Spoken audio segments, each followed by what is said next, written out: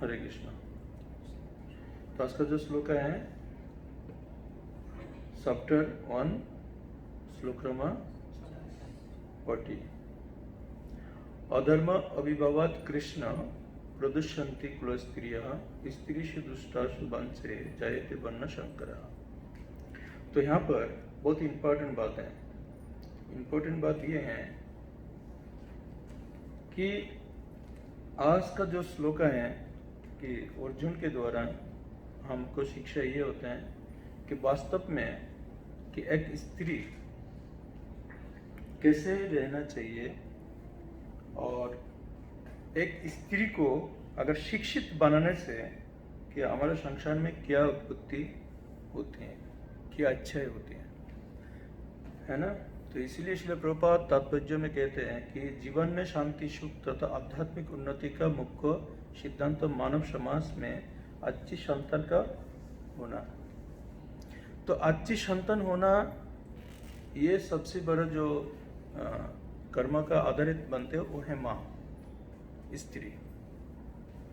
तो स्त्री अगर शिक्षित है, स्त्री अगर उनका जो आचरण अच्छा है तो एक अच्छा संतान को वो जन्म दे सकती है। अगर स्त्री अच्छे नहीं है तो उनको संतान के द्वारा कभी ये समाज में कोई भी कर्म अच्छा नहीं होगा।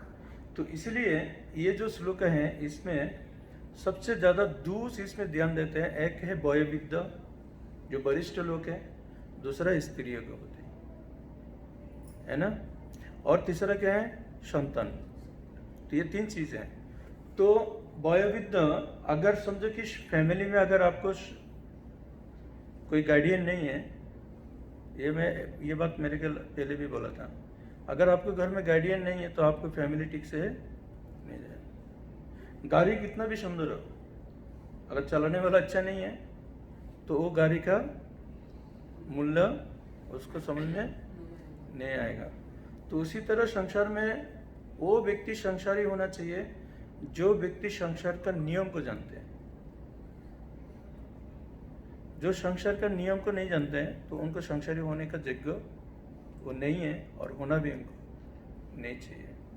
संसार दैट मीन्स ये जो पारिवारिक जो हम गृहस्थ जीवन बोलते हैं कि गृहस्थ तो कोई ऑर्डिनरी चीज नहीं है कि बच्चे को हम दुकान से कोई खेलना लेके दिया, वो तुरमोर दिया, ये ऐसे कोई नहीं। गृहस्थ तो मतलब एक जिम्मेदारी है, रेस्पॉन्सिबिलिटी है कि वो समाज में एक आदर्श उदाहरण को स्थापित करते हैं। एक गृहस्थ उस समाज में क्या उदाहरण स्थापित करते हैं कि आदर्श उदाहरण। अगर स्त्री अगर अच्छे हैं संसार में तो वो उदाहरण वो स्थापित कर सकते हैं। अगर स्त्री अच्छे नहीं है, हस्बैंड पुरुष कितना भी शक्तिशाली हो, वो उदाहरण स्थापित करने नहीं देंगे। एक पुरुष पूरे विश्व को जय कर सकते हैं लेकिन एक स्त्री को जय नहीं कर सकते।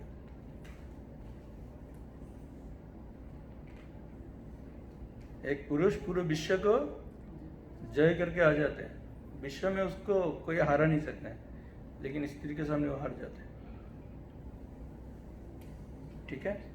तो ये इसलिए कहते हैं, चाणक्य पंडित स्पष्ट रूप में कह रहे हैं कि स्त्री को विश्वास करना बहुत मुश्किल है।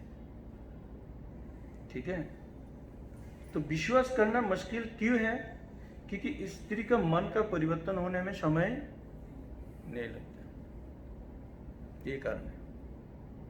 उनका मन का परिवर्तन होने में समय नहीं, उनका मन का परिवर्तन और पानी का कलर चेंज होने में सेम है ना। तो इसीलिए स्त्री को विश्वास करना बहुत मुश्किल हो जाता है। तो स्त्री को कब विश्वास कर सकते हैं, क्यों नहीं कर सकते और कर सकते हैं? तो स्त्री अगर कोई वयोवृद्ध जो वरिष्ठ लोग हैं व उपयुक्त व्यक्ति के अंडर में अगर वो रहते हैं तो उनको विश्वास कर सकते हैं। तो इसलिए श्री विश्वनाथ चक्रवर्ती ठाकुर उनको कोट में बोलते हैं कि स्त्री को हमेशा हमें आध्यात्मिक चेतना के अंदर ही रखना चाहिए। किसने रखना चाहिए? आध्यात्मिक चेतना में उनको रखना चाहिए, हैं?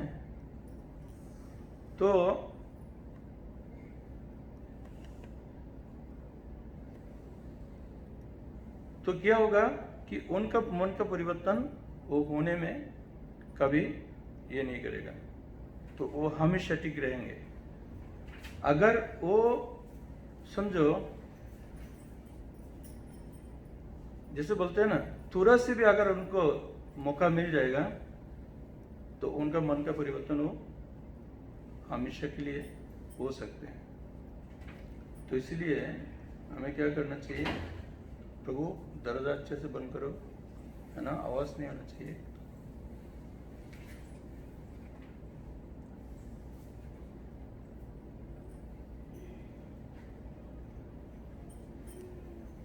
तो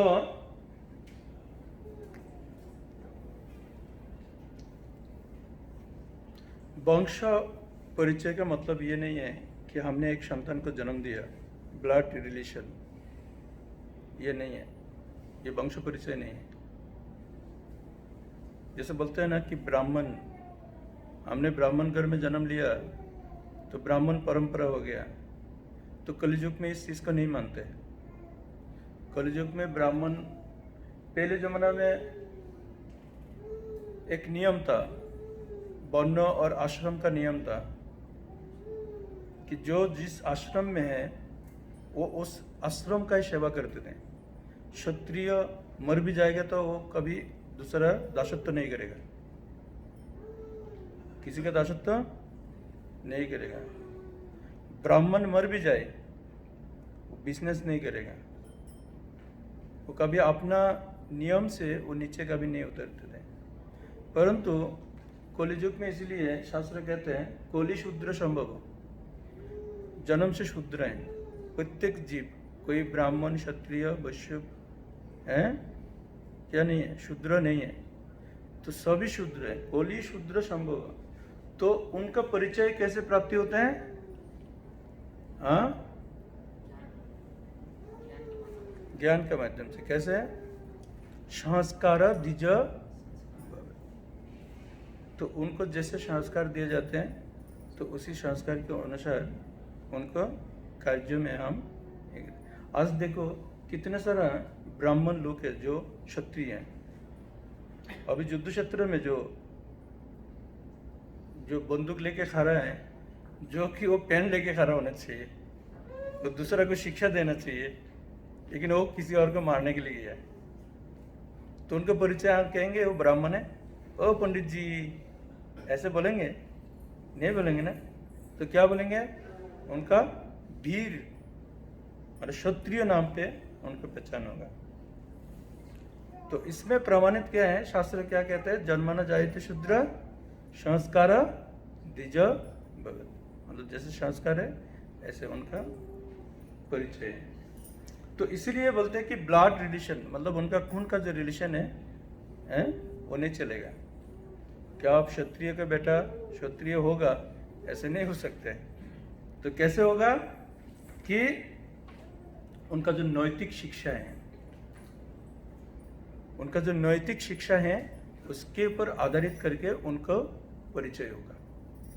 अभी नैतिक शिक्षा क्या होता है कि वास्तव में जैसे एक घर में 4 बच्चे हैं, तो 4 बच्चा में क्या हुआ? एक सीए बना, तो सीए मतलब बिजनेसमैन, उसके माइंड में क्या रहेगा? पैसे का चिंता रहेगा, है ना। तो दूसरा बच्चा क्या बना? क्षत्रिय, तो उसको मन में पैसे का रहेगा, उसको मन में रहेगा देश रक्षा का। तो तीसरा बच्चा ना पंडित बना है, और चौथा जो बच्चा है वो शूद्र बना। तो किस लिए बना? क्योंकि उनका शिक्षा के ऊपर आधारित करके, उनका चिंता और शिक्षा का आधारित करके, है ना, 4 बच्चा 4 रूप का धारण किया। लेकिन जन्म कहाँ लिया? एक ही माँ का गर्भ से। जन्म किससे लिया? एक ही माँ के गर्भ से। तो आप कह सकते हैं नहीं नहीं ये ब्लड रिलेशन है, ये तो ब्राह्मण का बच्चा है, तो ब्राह्मण का बच्चा वो ये सीए क्यों बनेगा, वह क्षत्रिय क्यों बनेगा, वह शूद्र क्यों बनेगा, है ना। तो ये प्रमाणित करते हैं कि वास्तव में हमारा जन्म ब्लड से नहीं है, कि हमारा नैतिक शिक्षा से हमारा परिचय है ना, नैतिक शिक्षा से हमारा परिचय है। तो इसलिए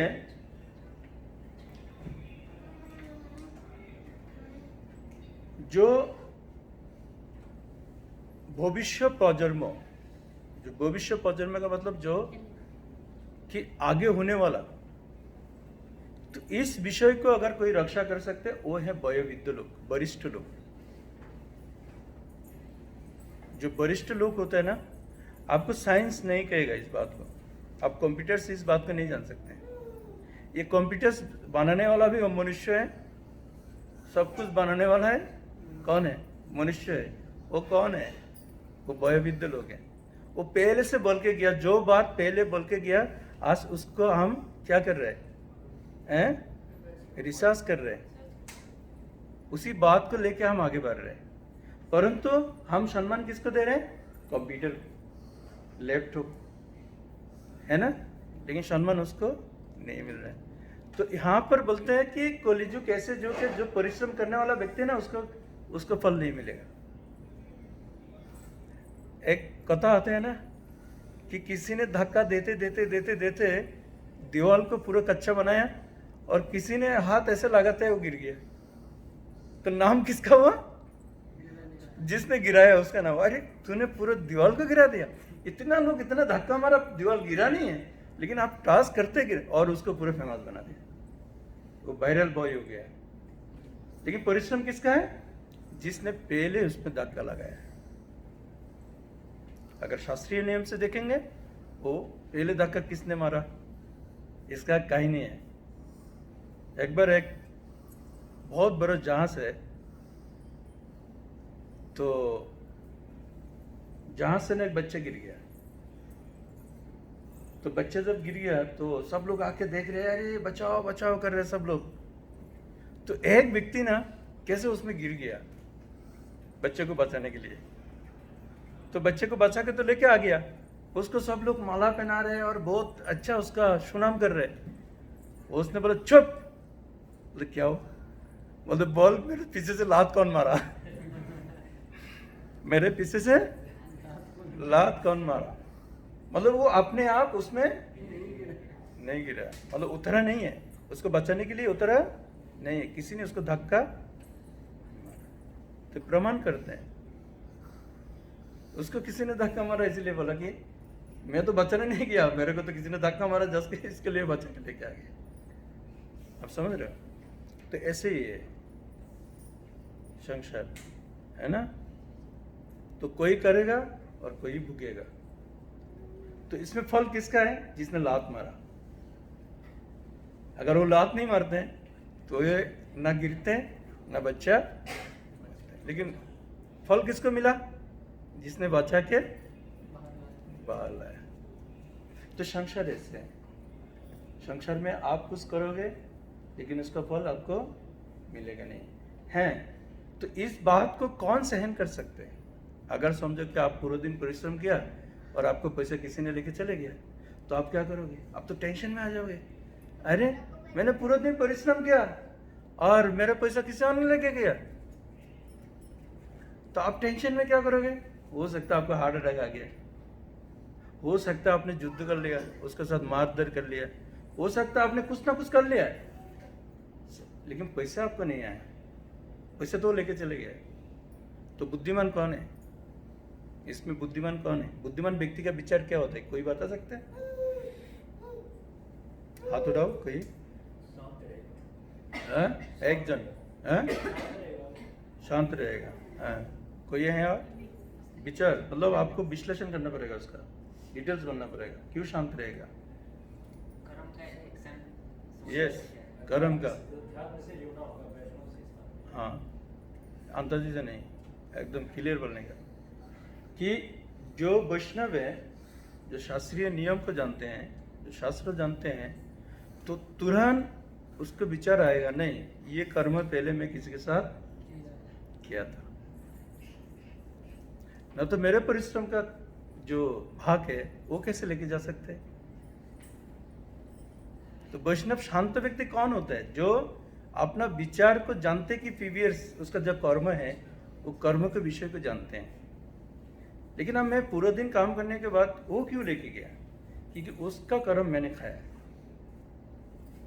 आप कितना भी शुद्ध भक्ति कर लो, आप कितना भी शुद्ध भक्ति कर लो, लेकिन आप जो कर्म किया वो कर्म से कभी आप बाहर नहीं निकल सकते। याद रखना इस बात।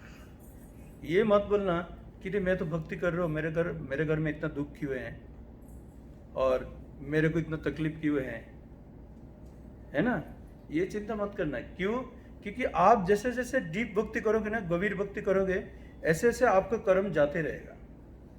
और भगवान आपको क्या दे रहे हैं? पहले ये कर्म सबको भुगतना पड़ता है, ये कर्म सबको भुगतना पड़ता है, लेकिन भगवान आपको क्या दे रहे? ददामि बुद्धि योगम की समझने का शक्ति दे रहे। भगवान क्या देते हैं? समझने का शक्ति देते हैं, जिसमें आप टूट के नहीं जाओगे, आप टूट के गिरोगे नहीं, है ना? तो आप पूरा दुनिया भी अगर टूट जाए, मतलब बोलते हैं ना खत्म हो जाए, लेकिन आप स्थिर रहोगे। क्यों? अगर आप भगवान का विश्वास करोगे। अगर आप भगवान के कर्म के ऊपर, अगर बोलते हैं ना जन्म कर्म च मे दिव्यम एवं जो व्यक्ति तत्ततः त्यक्त्वा देहं पुनर्जन्म नयति मामेति स अर्जुन। तो क्यों? जो व्यक्ति भगवान का कर्म जन्म जानते हैं,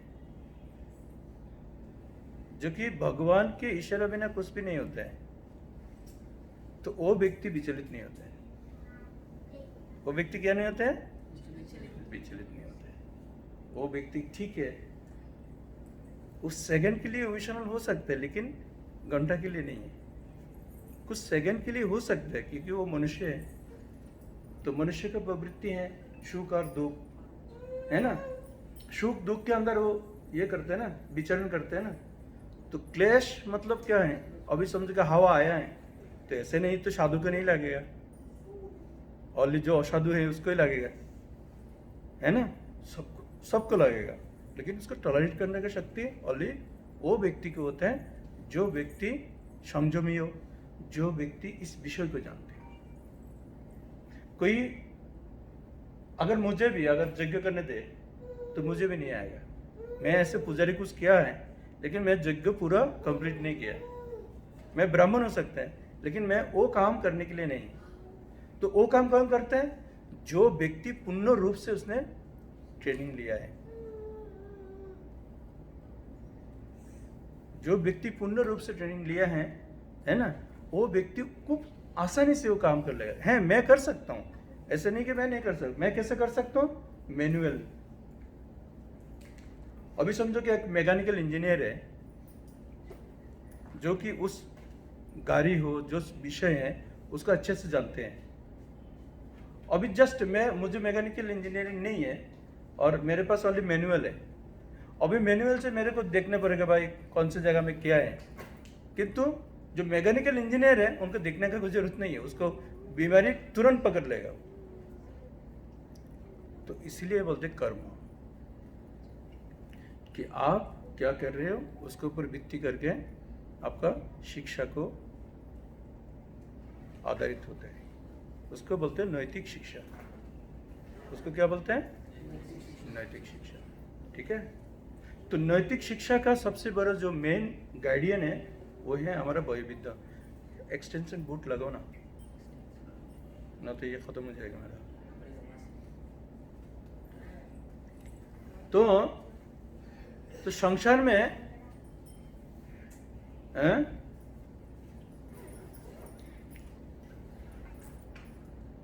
तो ऐसे नैतिक शिक्षा विलुप्त होते जा रहे हैं। ऐसे जो शिक्षा है ना, वो शिक्षा विलुप्त होते जा रहे हैं। मतलब एकदम आप देखो आजकल नहीं है, आजकल बच्चे किसी के नहीं सुनते, है ना? बोलते तुम क्या जानते हो, माँ को बोलते हैं। मैं भी बोलता हूँ ऐसे, तुम क्या जानते हो। मैं क्यों बोलता हूँ? तो मेरे बोलने का कारण क्या है, आपका बोलने का कारण क्या है? हैं, बोलते कि क्योंकि अगर देखो एक माँ को बच्चे बोल सकते हैं, अगर एक माँ को बच्चा बोल भी नहीं सकते, तो बच्चे कैसे बोल सकता और नहीं बोल सकते, इसमें एक शिक्षा है। आपको मालूम है कपिल देव और देवहूति शिक्षा में, देवहूति का अंदर इतना रोग है, वो बहुत बीमार है। कौन है? देवहूति। माँ बीमार है। माँ किस लिए बीमार है? माँ शारीरिक बीमार नहीं है, वो मानसिक बीमार है। वो विषय के प्रति पूरा किया था, चिंता था देवहूति का, परंतु उसका कारीगर कौन है? उसका बच्चा। कौन निकल रहा है? उनके बेटा कपिल देव। और कपिल देव देवहूति, माता देवहूति को ज्ञान देते देते उनके अंदर से जितने विषय था वो सब निकल दिया। तो बच्चे दे सकते हैं, इसमें प्रामाणिक है। तो बच्चे को क्या ज्ञान होना चाहिए? वो आध्यात्मिक ज्ञान होना चाहिए। लेकिन जिस बच्चे को प्रति आध्यात्मिक ज्ञान नहीं है, वो बच्चा अगर माँ बाप जो आध्यात्मिक है उनको ज्ञान दे तो वो गलत है ना? तो विषय एक ही है, विचार दो है। विषय एक ही है, विचार दो है ना? तो इसलिए यहां पर जो ऐतिह्य है, जो हमारा जो पुराना जो ऐतिह्य किसको कहते हैं? जो पुरातन है, पुरातन विचार, पुरातन बुद्धि, पुरातन कर्म जब लुप्त हो जाते हैं उसको ही कहते हैं हमारा ऐतिह्य नष्ट हो जा रहा है। समझो कि कोई बहुत बड़ा लोग है जिसके पास बहुत पैसे हैं, तो अभी गरीब है, अभी वो गरीब है, तो क्या बोलेगा? हमारा क्या था, हमारे पास क्या नहीं था। तो क्या नहीं था उसको ही कहते ऐतिह्य, उसको ही ऐतिह्य कहते हैं। और ऐतिह्य को उन्होंने कैसे नष्ट किया? अपना आचरण के कारण, है ना? ऐसे तो इसलिए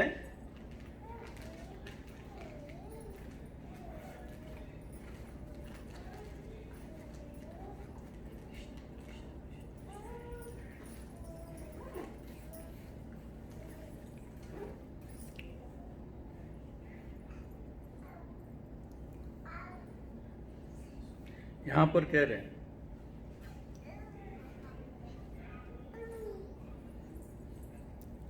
कि जो स्त्री है उनको शिक्षित होना और उनको शिक्षा देना ये बहुत ही उत्तरदायित्व कर्म है। उत्तरदायित्व कर्म का मतलब है रेस्पॉन्सिबिलिटी। कि स्त्री को शिक्षा देना इतना, एक कवि ने लिखा था एक जगह में कि अगर मुझे एक माँ दे दो तो मैं आपको एक देश दूंगा। देश, पूरे एक देश दे देगा। ऐसे क्यों बोला? कि मुझे एक अच्छा माँ दो तो मैं एक पूरा देश दे। तो क्यों? क्योंकि एक स्त्री अगर वो अपने आप को कंट्रोल रखती हैं और उनके अंदर से, उनको कैसे ऊपर से ठीक नहीं, उनको कह रहे कि अभ्यंतरीण उनके अंदर का जो चिंता है उसको ठीक रखना है। बच्चे ऊपर से नहीं आते, अंदर से आते हैं। तो अभ्यंतरीण जो चिंता है, अगर एक स्त्री अपने आप को ठीक रखते हैं तो उनके पास से जो बच्चे आते हैं वो इस जगत में एक भविष्य रचना करके जाते हैं। समझ रहे हो? एक भविष्य रचना करके जाते हैं। तो इसलिए यहाँ पर इस बात को गुरुत्व देते हैं कि स्त्री को शिक्षित होना बहुत जरूरी है ना? पुरुष अगर शिक्षित नहीं है फिर भी वो कर्म करके आपको खिला सकते हैं। अगर स्त्री शिक्षित नहीं है तो घर का बर्बाद कर देगा। आप एक पुरुष बोलते ना, अगर कमला भी देगा, वो अगर मट्टी भी काटेगा ना, आप अपने फैमिली को कैसे भी चला सकते हैं। अगर स्त्री शिक्षित नहीं है, वो विषय का हित अहित को विचार नहीं जानते हैं, अभी समझो कि उसको हित और अहित का विचार नहीं है। अभी पुरुष बाहर से कर्म करके आया, कितना परिश्रम करके आया, कितना लोगों से मिल के आया, हो सकते बहुत सारा झगड़ा विवाद इत्यादि करके आया, और घर में आने के बाद वो बेचारी है हित और अहित कुछ जानते नहीं है, और उसने कर दिया उसको, आपने नमक क्यों लेके नहीं आया, घर में ये नहीं है, वो नहीं है, ऐसा तैसा, तो क्या लगेगा उसको हैं? तो क्या बोलेगा, मैं तो बाहर भी दुखी और घर में भी दुखी। तो कारण कौन है? एक स्त्री। अगर उसी स्त्री को संपूर्ण रूप से अगर उनके अंदर ज्ञान है तो वो क्या करेंगे? नहीं, सबसे पहले पूछेंगे उनको पानी दो, उनके हेल्थ के बारे में पूछो, आपको पूरे दिन में क्या प्रॉब्लम था, आपने क्या किया, ये अभी पूछो ना, अभी बोलो ना घर में नमक नहीं है। अरे नमक का पूरा जांच लेके आ जाएगा वो। नमक का क्या लेके आएगा? पूरा जांच भर के नमक लेके आएगा। लेकिन आते अगर कोई अगर बोले तो कैसे लगेगा? मैं पूरा दिन मेहनत करके आया और अभी हमको क्या करना पड़ रहा है? नमक के लिए झगड़ा करना पड़ रहा है। तो इसीलिए कहते हैं ये स्त्री को शिक्षित होना बहुत ही महत्वपूर्ण है, बहुत ही जरूरी है ना? ठीक है। तो स्त्री का अगर शिक्षित होना है तो उसके लिए क्या होना चाहिए? जो वयोवृद्ध है उनको ठीक रखना बहुत जरूरी है। जो वयोवृद्ध जो वरिष्ठ लोग है उनको ठीक रखना बहुत ही जरूरी है ना? तो जो वयोवृद्ध लोग हैं वो क्या करते हैं मैं आपको बताता हूं। पहले क्या होता था, अभी तो 25 साल 30 साल में बच्चे का शादी हो रहा है, 20 इयर्स एबव बच्चे का शादी हो रहा है। पहले क्या होता था, 13 साल 15 साल में शादी होता था, और उसी बच्चे के अंदर बच्चा आ जाता है, वो बच्चा है और वो भी गर्भवती हो जाता है। तो क्या करते थे जो संसार में जो वयोवृद्ध लोग होते थे ना, तो उसी बच्चे को बचाने के लिए उनके अंदर टेक्निक था। कोई मेडिसिन नहीं है, कोई मेडिसिन यूज नहीं करता था, तो उनको क्या टेक्निक यूज किया जाते थे? कैसे उनको बैठना चाहिए, कैसे उनको चलना चाहिए, कौन से समय में उनको सोना चाहिए और कौन से समय में सोना नहीं चाहिए। और उसी मेडिसिन में उस बच्चे को वो एक वयोवृद्ध जो माँ होती है, जो वरिष्ठ जो माँ होती है, उनको रक्षा करती थी। आप समझ रहे हो? परंतु आजकल का डॉक्टर उस काम को नहीं कर सकते हैं। कर सकते हैं? नहीं कर सकते। तो इसीलिए दूसरा काम क्या करते थे कि जैसे एक बहू, मतलब अपने बेटा का बहू अगर समझो कि वो गर्भवती हो गया, बस शादी हो गया, तो उनको क्या करते थे कि पाठ पूजा में लगा देते। क्या करते थे? पाठ पूजा में उनको लगाते थे। क्या बोलते थे? नहीं, आज तुम क्या करो? ओनली पाठ पूजा करो, है ना? तुम पूरा मुझे भगवत गीता सुनाओ, है ना? चलो पूरे गांव वाले के बुला के लेके जाते हैं, है ना? ऐसे प्रोग्राम करते जिसमें वो भाग लेते थे। तो वो काम करते थे वो वयोवृद्ध माँ, कि उनको मालूम था कि ये बच्चा अभी गर्भवती है और उनको भगवत ज्ञान का बहुत जरूरी है। आजकल देते हैं? नहीं देते। तो आजकल नहीं देने के कारण क्या हो रहा है? वो वर्ण संकर उत्पत्ति हो रही है। तो वर्ण संकर दो कारण होते हैं। एक, अगर किसी स्त्री का पुत्र नहीं है, किसी स्त्री का अगर पुत्र नहीं है, अगर उसी स्त्री से कोई संतान है, उसको वर्ण संकर कहते हैं। वो समाज में कभी अच्छाई नहीं दे सकते हैं। दूसरा कौन है? जो जिसका कोई संस्कार नहीं है, जो स्त्री संस्कारी ना हो, उसको पति रहे न रहे कोई अंतर नहीं है, लेकिन उसको बच्चा भी इस शमशान में कोई अच्छा है नहीं दिखे। तो दोनों बच्चा हो गया वर्णशंकर। तो तीसरा वर्णशंकर कहाँ से आता है? समाज में जो लीडर है, अगर वो लीडर अच्छा नहीं हो,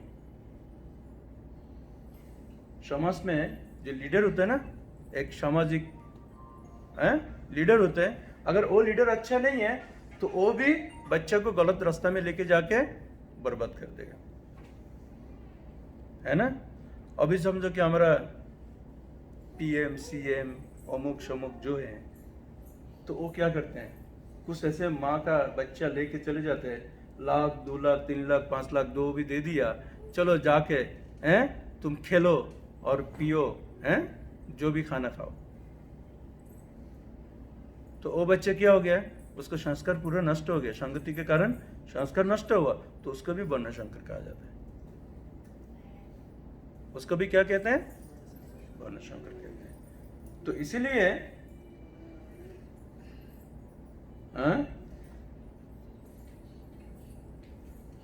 ये जो समाज है, एकमात्र रक्षा कौन कर सकते हैं? जो शिक्षित नारी है।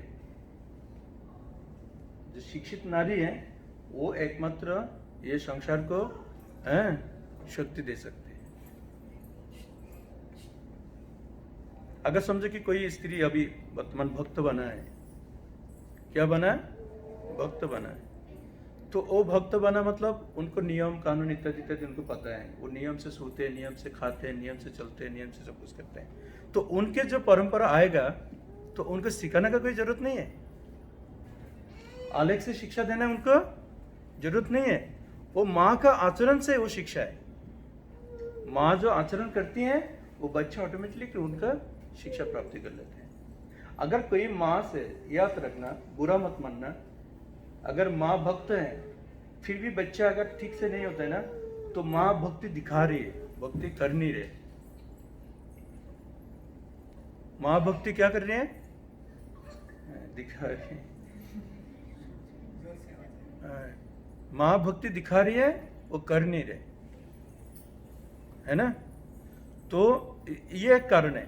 और दूसरा कारण है दुश्मनी। दूसरा कारण क्या है? दुश्मनी।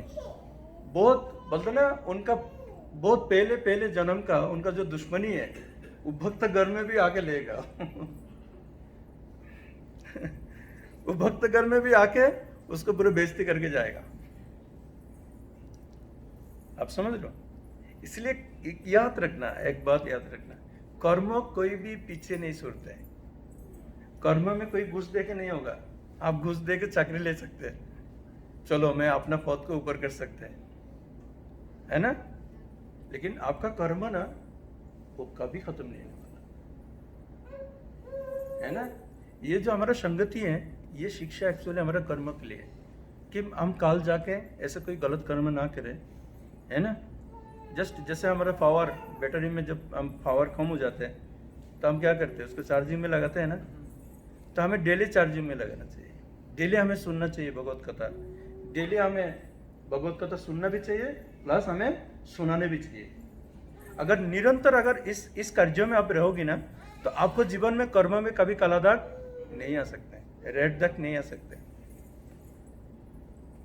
आप हमेशा ठीक रहोगे, है ना। और गलत करने में आप 100 बार याद करोगे। आगे बनेंगे तो भाई हम शिवाजी बनेंगे ना, क्या मुश्किल है। शिवाजी भी चोरी किया, ऐसे नहीं है, लेकिन किसके लिए किया है?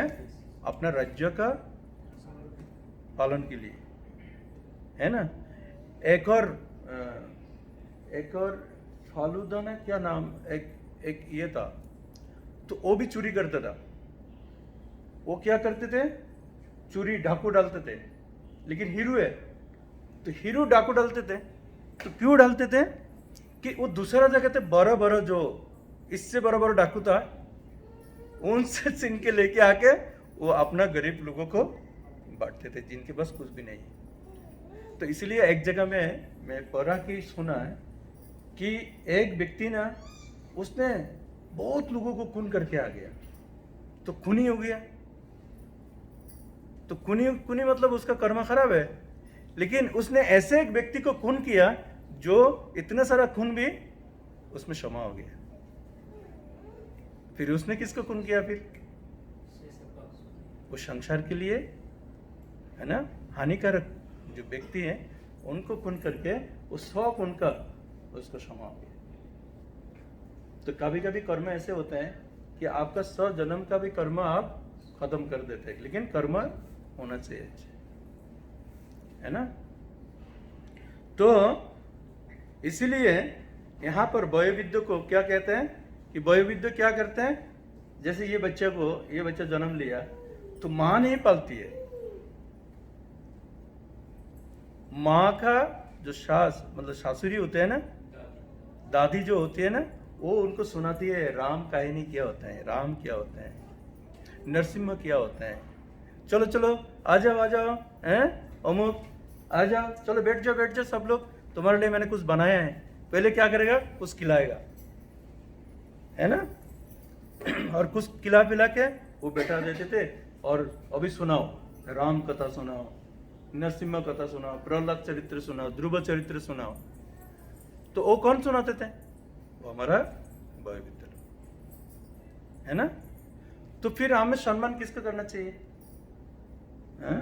जो वयोविद्य हैं उनको सम्मान करना चाहिए। वयोविद्य को सम्मान करने से 2 चीज मिलते हैं। एक बोलते हैं, अगर आप कोई भी वरिष्ठ व्यक्ति को अगर सम्मान करते हैं ना, तो वो आशीर्वाद देने का योग्य है, वो आशीर्वाद देने का योग्य है। वो आपको आशीर्वाद देगा तो एकदम भगवान उसको एक्सेप्ट करते हैं।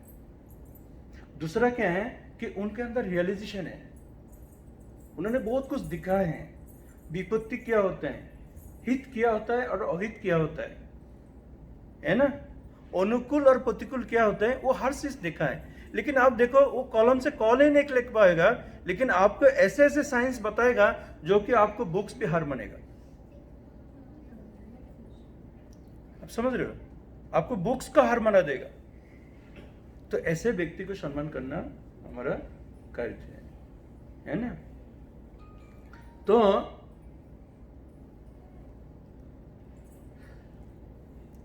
वर्णाश्रम समाज, अगर वर्ण संकर को रक्षा करना है तो हमें वर्णाश्रम को फॉलो करना बहुत जरूरी है। वर्ण और आश्रम, तो वर्ण क्या है? 4 वर्ण है और 4 आश्रम है। तो आश्रम क्या है? ब्रह्मचारी, गृहस्थ, वानप्रस्थ, सन्यास। तो वर्ण क्या है? ब्राह्मण, क्षत्रिय, वैश्य, शूद्र। तो ये अगर आप वर्ण अगर आप देखते हो, ये आश्रम और वर्ण को अगर आप ठीक रखते हो तो आपका ये क्या बनते हैं? समाज में क्या है? सुषम जीवन। उसको क्या बोलते हैं? सुषम जीवन। एक मिल बांट करना, सबको साथ एक अच्छा एक रिलेशन बना के चलना, वो आपको है ना। अगर आपको सामने से कोई ब्राह्मण जा रहे हैं, आप अगर उनको सम्मान नहीं दिया, एक काम करो, आप एक बार प्रैक्टिस करो। एक शैतान व्यक्ति है समझो, जो कि हमेशा गाली देते हो, गलत नजर से किसी को देखते हो, लेकिन वो उम्र से बड़ो। मैं आपको बताऊं, अगर उसी व्यक्ति को जाके आप डेली प्रणाम करो, आप क्या करो? आप प्रणाम करो, आपको मालूम है उसको पूरे चरित्र चेंज हो जाएगा। वो कितना भी खराब व्यक्ति हो, वो कितना भी उसका मन मंद बुद्धि हो, वो अपना चरित्र को परिवर्तन कर देगा। और आपका प्रणाम। वो कैसे? क्योंकि उसके अंदर भावना आएगा कि वास्तव में मैं कौन हूं, मेरे को किसके लिए प्रणाम कर रहे, मैं तो खराब व्यक्ति हूं। और जिस दिन वो समझ जाएगा कि मैं खराब हूं, उस दिन से उसको परिवर्तन आएगा। आप समझ रहे हो? तो ठीक करने वाला कौन है? आप हो।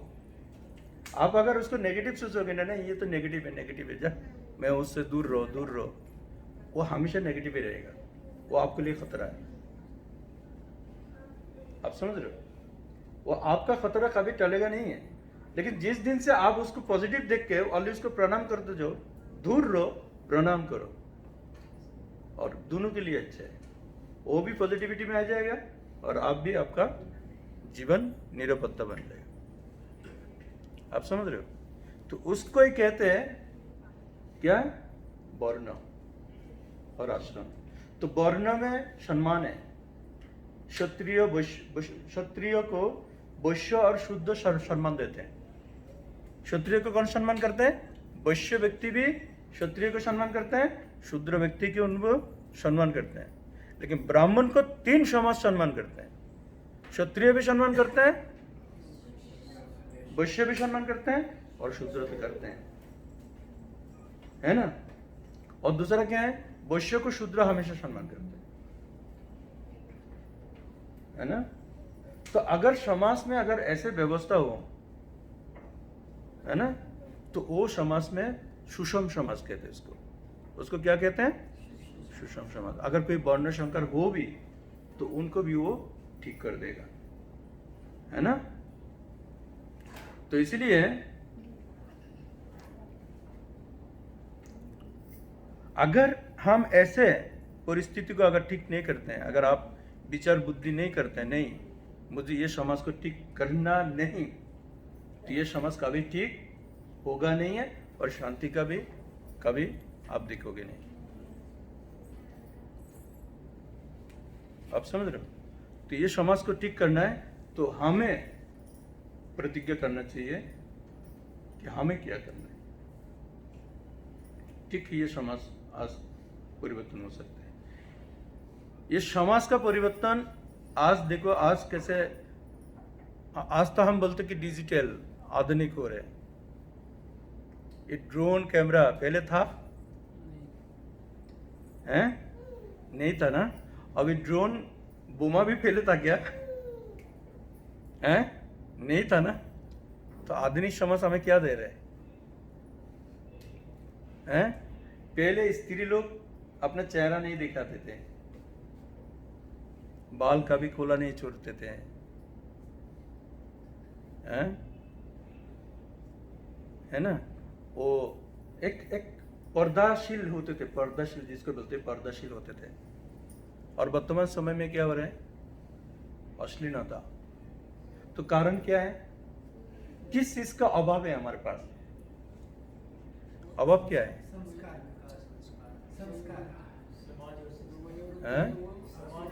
एक जन बोलो। जो वयोवृद्ध है ना, यस, उनका बातचीत कम हुआ, बातचीत कम है, वयोवृद्ध का अभाव है। संस्कार तो उनसे आते हैं ना।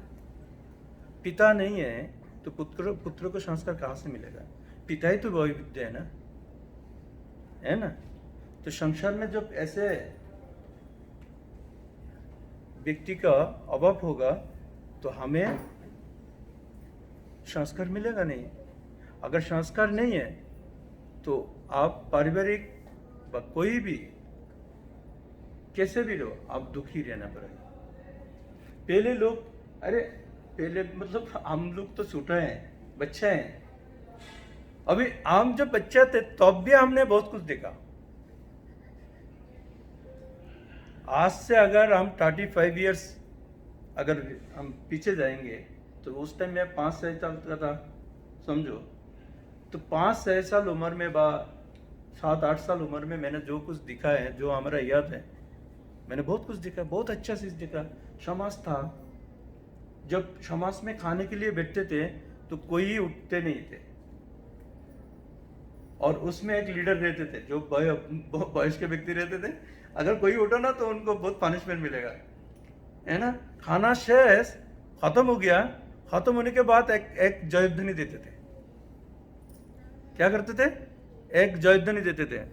तो जयध्वनि देने के बाद सब लोग उठते थे।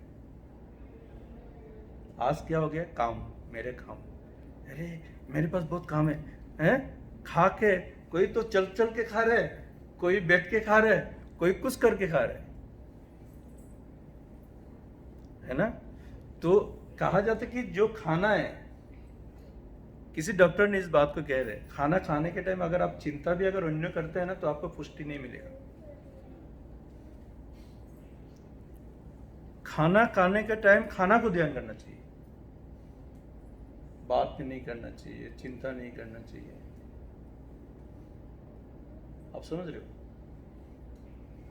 खाना ऐसा एक चीज है, खाना भी तपस्या है। खाना भी क्या है? एक तपस्या है, क्योंकि ये तपस्या में आया। हर चीज तपस्या में आया। ये अन्न ऐसे नहीं आया। अन्न जो आप भोजन कर रहे हैं वो भी तपस्या का फल है।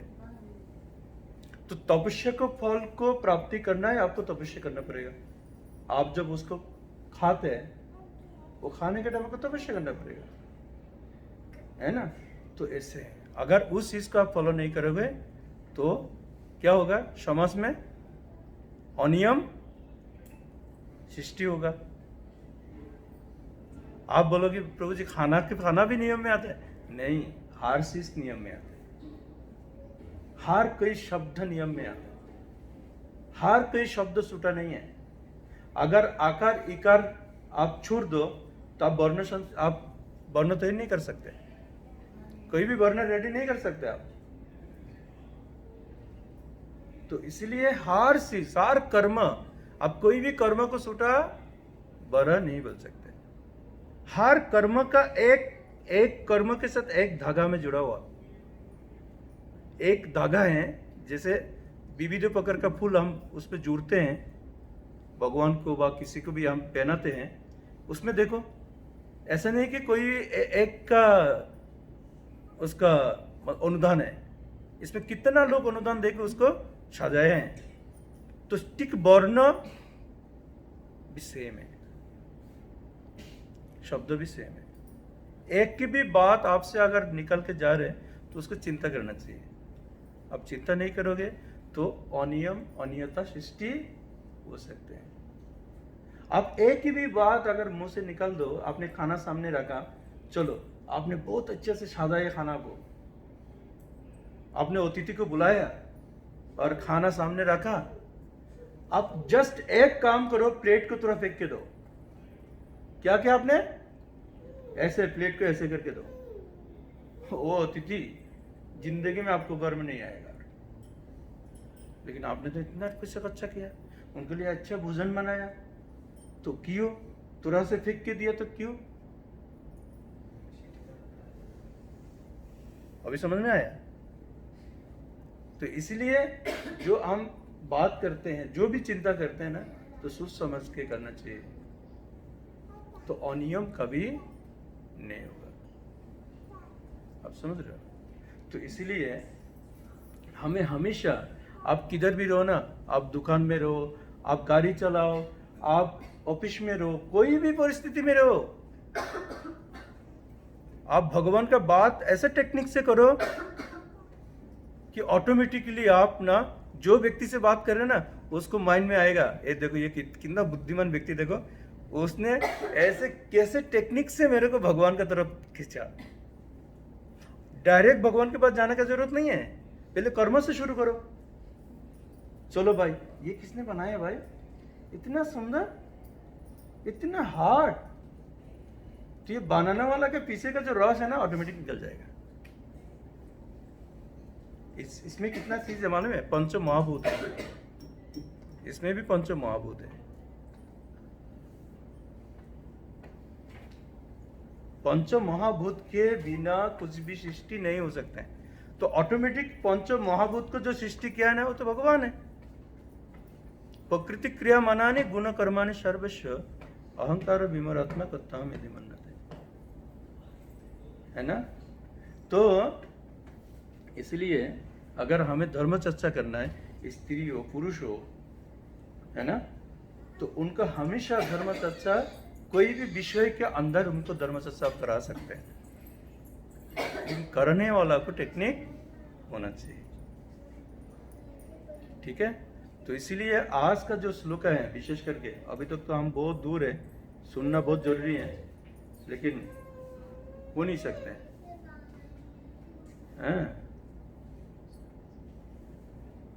तो इसीलिए हमें क्या करना चाहिए?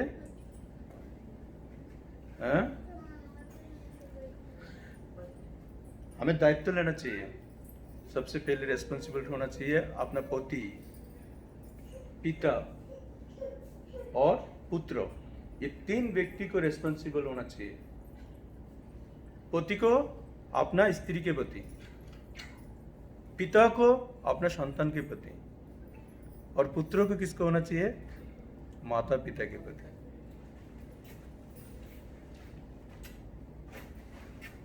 है ना? अगर ये तीनों व्यक्ति अगर रेस्पॉन्सिबिलिटी लेते हैं ना, तो ये संसार में कभी अनैतिक अनाचार होगा नहीं होगा। आप समझ रहे हैं?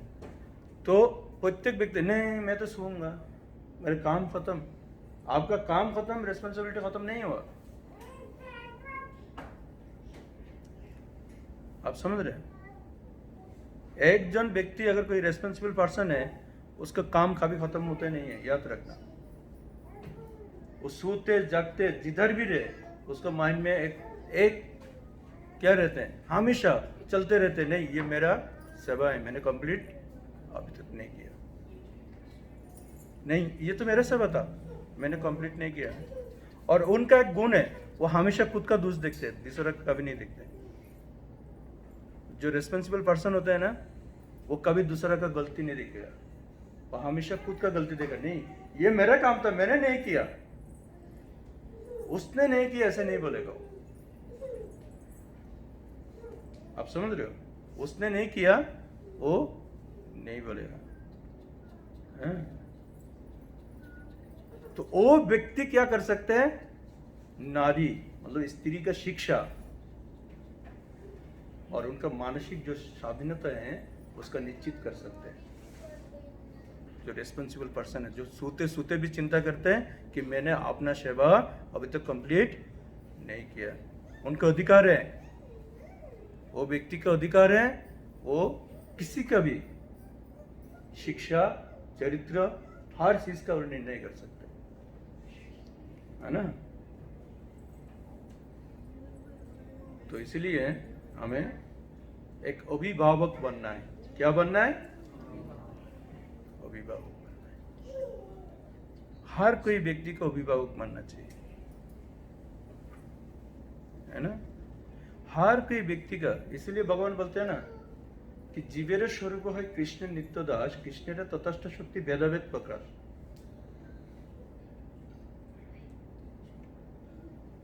जीवेर स्वरूप है, जीव का जो स्वरूप है वो कृष्ण के नित्य दास है ना? और कृष्ण तटस्थ शक्ति, जीव क्या है? भगवान का तटस्थ शक्ति है।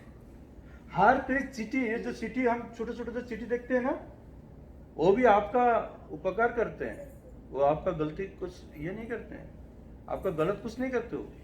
क्या आपको काटने के लिए आया क्या? वो कोई कह सकते कि कोई प्राणी आके मुझे काटने के लिए आया, चलो मंदिर में भाग घुस गया, अरे जंगल उसका है, आप क्यों जाके उसका जंगल कटिंग कर रहे हो? तो आपको नहीं काटेगा, किसका काटेगा वो? जब उसका शरीर में हानि हो रहा है, जब कोई मच्छर अगर आपको काटते हैं तो उस मच्छर को जब आप मारते हैं, आप मच्छर को क्यों मार रहे हो फिर? क्योंकि आपको शरीर में आया ना। तो उसी तरह जो वन में रहने वाला जो प्राणी है, उसका जब आप क्षति कर रहे हो तो वो आके आपको करेगा ना क्षति। आप समझ रहे हो? तो संसार में ऐसे ही सृष्टि होते हैं और कुछ नहीं है। तो इसके लिए हमें क्या करना चाहिए?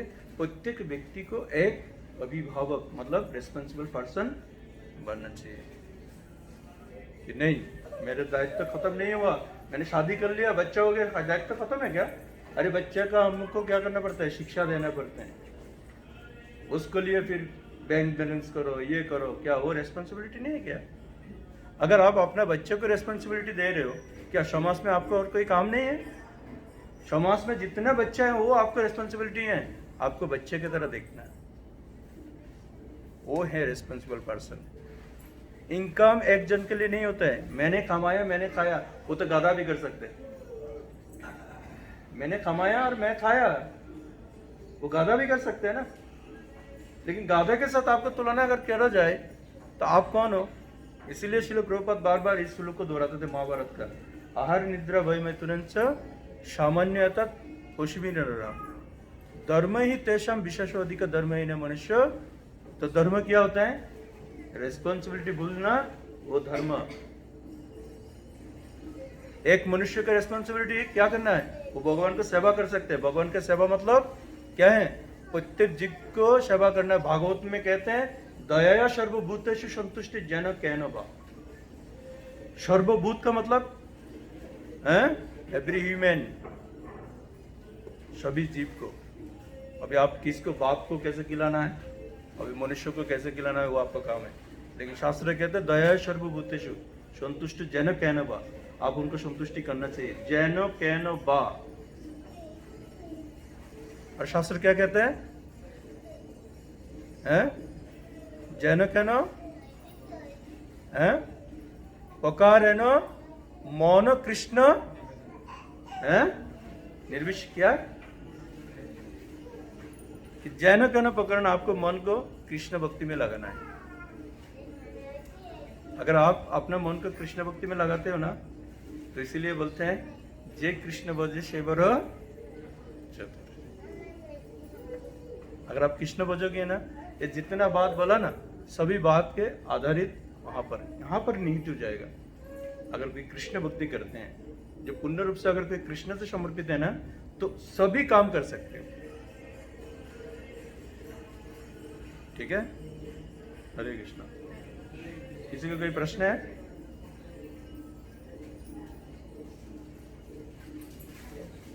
हाँ हाँ, कर्म जोर से बोलिए। कर्म और भक्ति में श्रेष्ठ नहीं होता है, मिश्रण होता है। इसमें श्रेष्ठ नहीं आता है कि श्रेष्ठ नहीं होता है। कहा जाता है कि अगर धर्म विहीन कर्म, उसको 0-0 कहते हैं, धर्म विहीन। ठीक है, अगर जो कर्म में धर्म है वही कर्म कहा जाता है। समझ गया आप? अगर आप कर्म कर रहे हो, अधर्म कर्म कर रहे हो, तो कर्म, इस कर्म में ये कोई काम पे नहीं आएगा। लेकिन अगर धर्म है, धर्म के अंदर निहित कर्म है, वो कर्म ही कर्म कहा जाता है। उसको निष्काम कर्म कहते हैं। कुछ और वर्णाश्रम धर्म, हाँ, वर्णाश्रम में अगर धर्म देखा जाए तो 4 धर्म श्रेष्ठ हैं, क्योंकि धर्म कर्म के अंदर उसको निहित है। अगर कोई बोलते हैं ना, इसीलिए बोलते हैं कि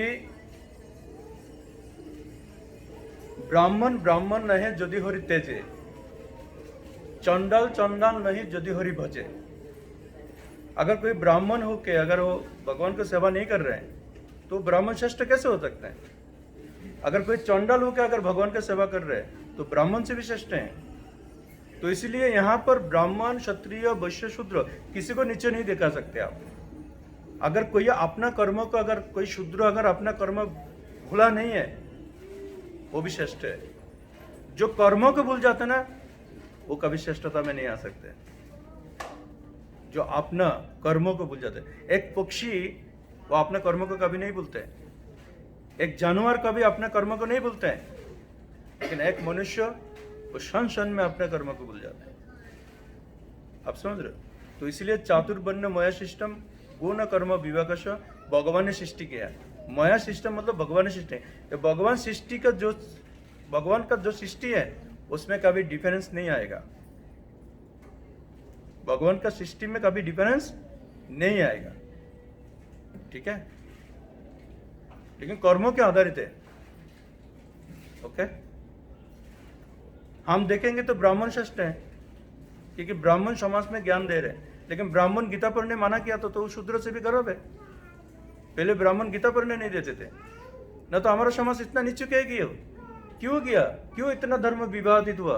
क्यों इतना जरा सनातनी है सब, और सनातनी होके आज सनातनी कोई गीता नहीं जानते, तो किसके कारण? ब्राह्मण के कारण हुआ ना। तो ब्राह्मण कैसे श्रेष्ठ हो सकते हैं? ठीक है ना, बोलते ना लाल सालू दे के ऊपर रख दो, बस मैं आएगा तो तुमको पढ़ाएगा, ऐसे चलते हैं। क्यों ब्राह्मणीय समाज उसने आगे नहीं बढ़ाया? इसलिए श्रील जीवा गोस्वामी उन्होंने ऐसे शिक्षा परंपरा सृष्टि किया। परंपरा शिक्षा का होना चाहिए। परंपरा किसका होना चाहिए? शिक्षा का होना चाहिए। परंपरा कोई ब्लड का नहीं है। समझ गया?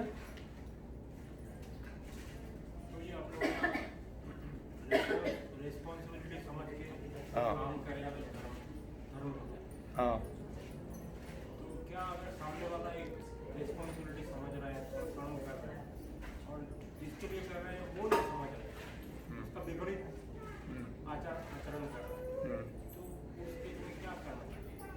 आप अपना परिवर्तन कभी नहीं होगा। आप अपना परिवर्तन मत करो, वो परिवर्तन होने दो। जो रेस्पॉन्सिबल पर्सन है वो कभी परिवर्तन क्यों हो जाएगा? वो कुछ भी करे, लेकिन हमारा काम है उसको ठीक करना। हमारा जो काम है हमको ठीक करना है, उसमें से आप परिवर्तन हो जाएगा तो आप रेस्पॉन्सिबल पर्सन नहीं बन सकते। ठीक है, अभी समझो कि हम एक व्यक्ति को ठीक नहीं कर पा रहे, इसका मतलब मेरा कमजोरी है। इसका मतलब क्या है? मेरा कमजोरी है, तो मुझे शिक्षा प्राप्ति करना चाहिए उसको कैसे ठीक करो।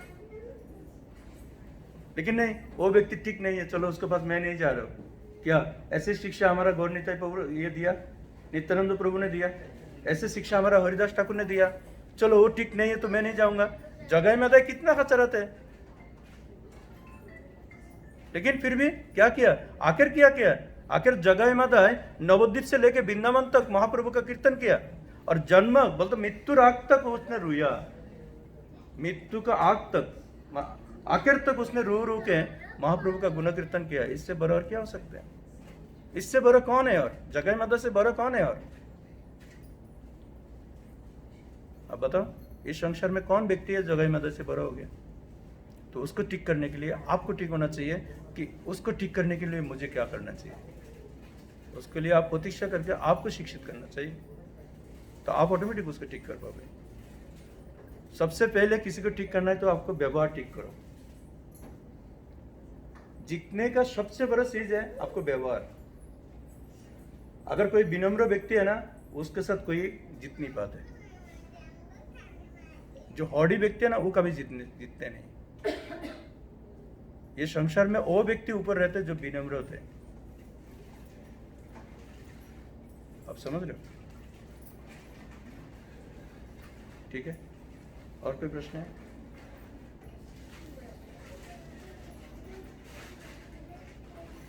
ओके, श्रील प्रभुपाद की, अनंत कोटि वैष्णव बिंदु की, वैष्णव गौर भक्त बिंदु की, निताय गौर सीतनाथ प्रेमानंदे।